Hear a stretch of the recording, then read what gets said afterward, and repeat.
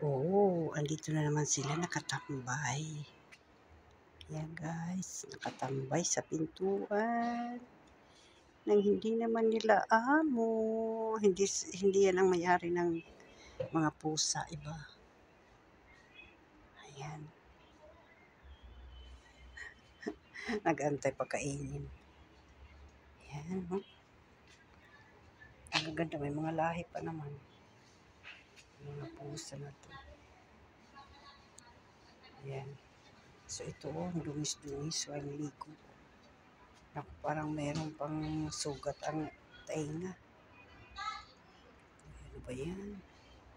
Oh, inat-inat.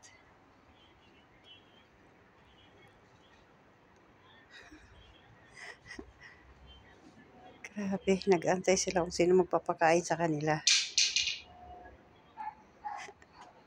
Antay-antay sila kung sino magpapakain.